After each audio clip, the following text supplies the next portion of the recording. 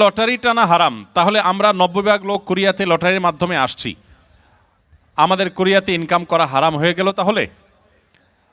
না ভাই, এই প্রশ্নটির উত্তর বোঝার আগে আমাদেরকে জানতে হবে লটারি, সব লটারি কি হারাম কিনা। উত্তর হলো না, সব লটারি হারাম না।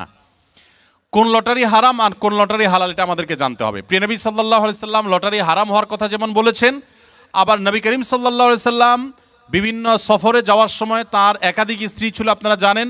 তাদের মধ্য থেকে কাকে নেবেন, একজনকে নিলে আরেকজন নাখোশ, সেজন্য তিনি লটারি করে তারপর একজনকে নিয়ে যেতেন।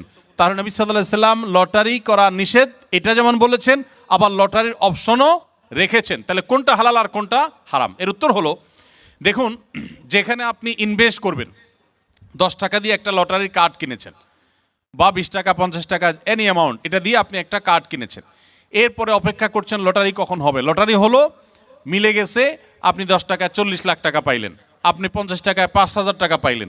এইভাবে যে লটারি হয়ে থাকে এটা হলো জুয়া, এটা পরিষ্কার হারাম। আল্লাহ সুবহানাহু ওয়া তাআলা বলেছেন যে ইন্নাল খামরা ওয়াল মাইসিরা ওয়াল আনসাবা ওয়াল আজলাম রিজসুম মিন আমালিশ শাইতান ফাজতানিবুহু, এটা হারাম।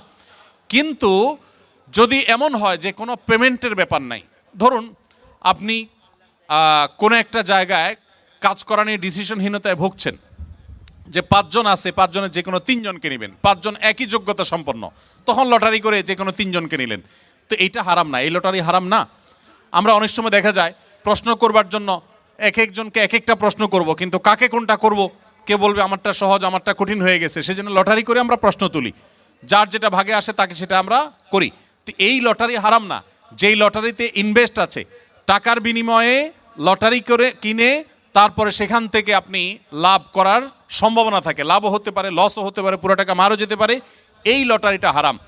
আর এর বাইরে যে লটারির কথা বললাম এটা কিন্তু হারাম না। বিধায় আপনারা কোনো দেশে আসার জন্য যদি এই জাতীয় লটারি করে আসেন, তাহলে আপনাদের উপার্জন হারাম হবে না, ওই লটারি করাটাও হারাম হবে না। ইভেন যদি কেউ হারাম কোনো কিছু করে আসেনও, তাহলে ওই কাজটা হারাম হবে, এর কারণে আপনার হালাল উপার্জনও হারাম হয়ে যাবে, ব্যাপারটা সেরকম না।